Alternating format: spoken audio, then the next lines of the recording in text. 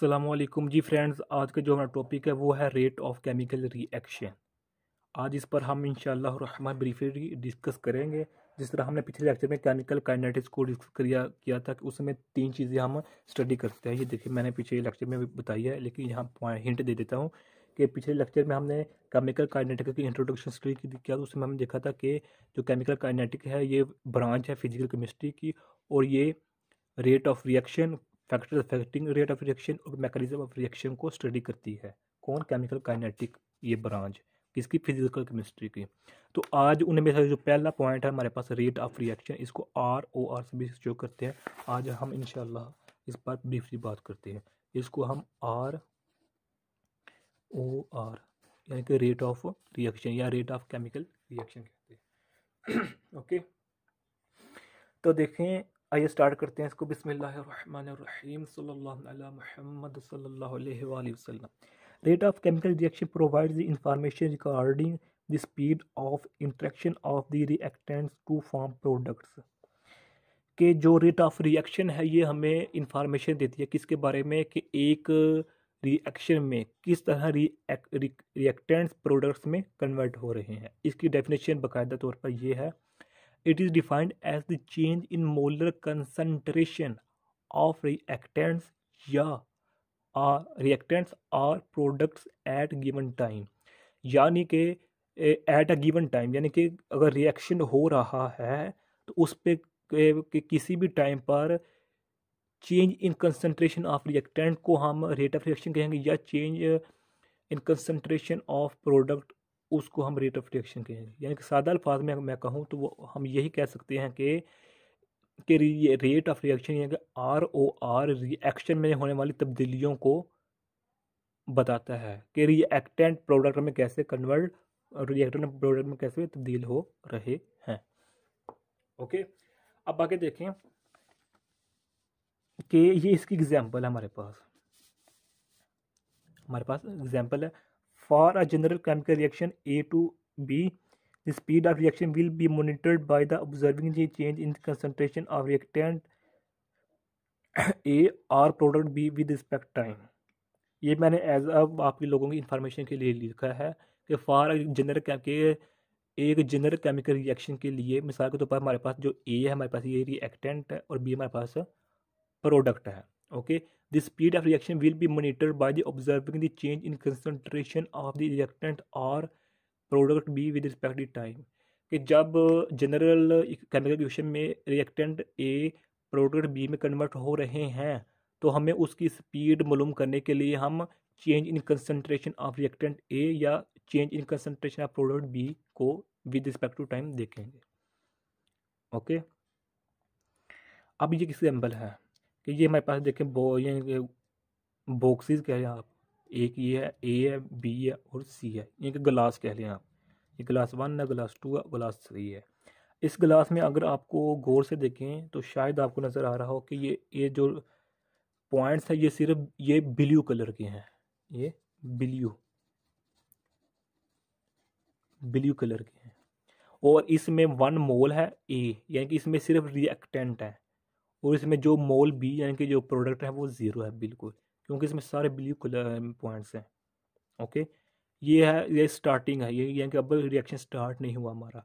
अब ये इधर देखें कि इसमें क्या होगा कि जो तकरीबन ऑलमोस्ट 50%, अब यहाँ देखें अगर गौर से देखें तो ये ब्लैक कलर है, ब्लैक कलर के जो है ना वो पॉइंट्स हैं, और ये हमारे ये वाले हमारे पास ब्लू है, ब्लू कलर के हमारे पॉइंट्स हैं। यानी कि रिएक्टेंट थे इसमें A गिलास में, B गिलास, यानी कि जब सेकंड गिलास में रिएक्शन प्रोसीड हो रहा है तो इसमें ऑलमोस्ट 50% अब ब्लू पॉइंट्स हो चुके हैं और 50% ब्लैक पॉइंट्स हो चुके हैं। अब ये सिचुएशन ना पहले वाली ना लास्ट वाली, बल्कि इसमें मॉडरेट है, क्योंकि ये दरमियाना है। ओके, अब जो हमारे पास फाइनल गिलास में जो होगा ना पॉइंट्स, वो तकरीबन ऑलमोस्ट 70% प्रोडक्ट बन चुका होगा, और 30% हमारे पास जो होगा ना वो रिएक्टेंट वैसे के वैसे ही मौजूद रहेंगे। यानी कि इसमें ब्लैक पॉइंट्स बहुत ज़्यादा मिकदार में हैं। अब यहाँ एक बात सीखने को ये भी पता लग जाती है कि हर रिएक्शन में रिएक्टेंट कंप्लीटली प्रोडक्ट में कन्वर्ट नहीं होते। हाँ, उस ऐसे कुछ रिएक्शन होते हैं जिनमें जो रिएक्टेंट्स होते हैं वो प्रोडक्ट में कम्प्लीटली रिएक्ट कर जाते हैं, यानी कि कन्वर्ट हो जाते हैं प्रोडक्ट में। लेकिन ज़्यादातर रिएक्शन में कुछ यानी कि अपनी गलतियों की वजह से वो रिएक्शन कम्प्लीटली रिएक्ट कर नहीं पाता। तो ये छोटी सी यानी कि जनरल एग्जांपल मैंने आप लोगों को यहाँ दी है। ओके, तो अगर आप इसकी मज़ीद डिटेल देखना चाहते हैं, आपका जो ये ना ये वाला रेट ऑफ रिएक्शन यहाँ तक कंप्लीट हो चुका है। डेफिनेशन भी आ चुकी है, इसमें एक्सप्लेनेशन भी आ चुकी है। ये एक्सप्लेनेशन है इधर से लेकर इधर और इधर से लेकर इधर तक, और ये आप एग्जांपल है। ये आपका यानी कि जो टॉपिक है कंप्लीट हो चुका है। लेकिन आपकी इंफॉर्मेशन के लिए, बल्कि इंफॉर्मेशन नहीं बल्कि ये भी आपके लिए पढ़ना ज़रूरी है। यहाँ से लेकर यहाँ तक आप इसको स्टडी ना कीजिएगा। ओके, ये मैंने सिर्फ ना ये एज इंफॉर्मेशन लिखा है।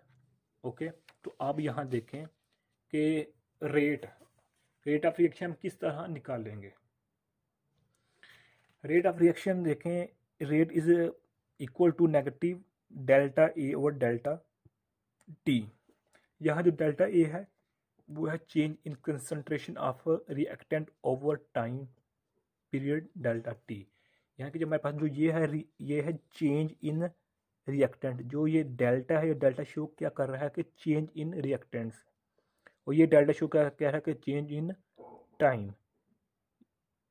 ओके, और सेकंड बार ये नेगेटिव क्यों आया हमारे साथ, ये भी ये बात एक ना सोचने वाली है। तो एक फार्मूला इधर याद कर लीजिए कि अगर हम रेट ऑफ रिएक्शन में रिएक्टेंट्स का यानी कि ए का रेट ऑफ रिएक्शन निकालना चाह रहे हैं तो यहाँ नेगेटिव आएगा।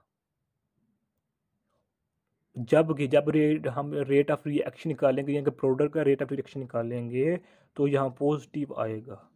यहाँ डेल्टा बी क्या शो कर रहा है, change in concentration of B यानी कि प्रोडक्ट में चेंजिंग, और डेल्टा की क्या है, चेंजिंग इन टाइम। अब ये नेगेटिव और पॉजिटिव मैंने बता दिया कि क्यों। अगर रिएक्टेंट का निकालना चाह रहे हैं तो नेगेटिव आएगा रेट और पॉजिटिव आएगा प्रोडक्ट का।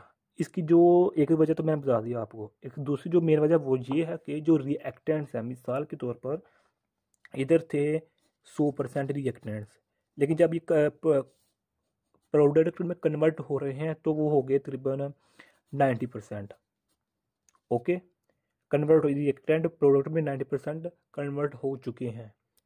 अब ये बताएं कि क्या मकसद है कि रिएक्टेंट डिक्रीज हो रहे हैं जबकि प्रोडक्ट की तादाद इंक्रीज हो रही है। मिसाल के तौर पर देखें, ये 100% है रिएक्टेंट, ये पहले जाएगा फिर प्रोडक्ट में ये कि 30% फॉर एग्जांपल कन्वर्ट हो गया प्रोडक्ट में। अब ये रिएक्शन में कंप्लीट नहीं हुआ, ये हो रहा है, फिर 30 की बजाय अब ये 50% यानी कि कन्वर्ट हो चुका प्रोडक्ट में रिएक्टेंट। अब मज़ीद यानी कि 70%, फिर मज़ीद 90%, फिर मज़ीद आगे भी हो सकता है।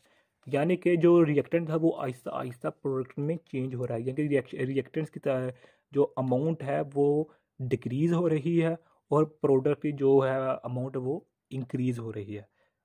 और इंक्रीज़ के लिए हम पॉजिटिव लगाते हैं और डिक्रीज़ के लिए हम नेगेटिव लगाते हैं। ओके, तो ये देखें मैंने यही लिखा हुआ है इधर, आप इसे रीड कर लीजिएगा कि positive sign indicate that concentration of product is increasing with the passage of time, कि टाइम के साथ साथ आहिस्ता आहिस्ता जो है प्रोडक्ट वो इंक्रीज हो रहा है। वाइल जबकि negative indicate that concentration of reactants is decreasing with the passage of time के गुजरने के साथ साथ जो रिएक्टेंट्स है उसकी क्वांटिटी डिक्रीज हो रही है। ओके, ये था आपके लोगों की इंफॉर्मेशन के लिए। मज़ीद अब मज़ीद अगर आप देखना चाहते हैं तो ये आप इधर देख सकते हैं। ये देखें, in case of stoichiometry based chemical reaction, जो ये हमने पीछे स्टडी रेट ऑफ रिएक्शन निकाला है, ये वाला ये हमने जनरल रिएक्शन का निकाला है। अगर हम वो रिएक्शन जो कि स्टोइचियोमेट्री या स्टाइकोमेट्री केमिकल रिएक्शन है, केमिकल इक्वेशन है, उसकी बेस पर रिएक्शन हो रहा है तो उसके लिए जो रेट ऑफ रिएक्शन होगा वो इस तरह होगा। डेफिनेशन देख लीजिए, rate of change in concentration is divided by the stoichiometry stoichiometric coefficients, ये डेफिनेशन है। अब ये देखें हमारे पास ये रिएक्शन है, ये जनरल रिएक्शन नहीं है। जो कि पीछे हमने स्टडी किया वो जनरल रिएक्शन था, ये जनरल रिएक्शन नहीं है, बल्कि ये स्टिचोमेट्री केमिकल इक्वेशन पर यानी कि स्टिचोमेट्री इक्वेशन पर की बुनियाद पर ये रिएक्शन हो रहा है। जो हमारे पास ये है ना, ये हमारे पास होते हैं स्टिचोमेट्री कोएफिशिएंट्स। ओके, अब ये देखिए डेफिनेशन में बता दिया गया कि rate of change in concentration is divided by the stoichiometry या स्टाइकोमेट्री कोएफिशिएंट्स, कि जो हमारा रेट ऑफ रिएक्शन इस केमिकल रिएक्शन निकालने के लिए फार्मूला तो वही है जो हमने पीछे जनरल रिएक्शन के लिए निकाला, लेकिन इसमें मज़ीद इजाफा किसका हो रहा है, इनका, क्योंकि ये स्टिचोमेट्रिक केमिकल इक्वेशन की बुनियाद पर रिएक्शन हो रहा है, सिर्फ इनका इजाफा हुआ है। बाकी जो ये वाली चीज़ है, ये वाली, ये वही है जो कि जनरल रिएक्शन के हमने निकाली थी। ओके, दोबारा फिर डेफिनेशन देख रहे हैं, rate of change in concentration is divided by stoichiometric coefficient, कि जो ये कोएफिशिएंट है इसको 1/1 कोएफिशिएंट को डिवाइड कर दें। इसका 1/a कोएफिशिएंट है, स्टिचोमेट्रिक कोएफिशिएंट बी के लिए 1/b, और सी के लिए 1/c स्मॉल सी, ये भी स्मॉल आएंगे साहब। अब ये नेगेटिव है, ये भी नेगेटिव है, ये पॉजिटिव है, ये भी पॉजिटिव है। ये क्यों क्या है, ये मैंने पीछे बता दिया है कि हमारे जो रिएक्टेंट है इसके लिए भी नेगेटिव आएगा, इसके लिए नेगेटिव आएगा, जब ये दो प्रोडक्ट है इसके लिए हमारे पास पॉजिटिव आएंगे।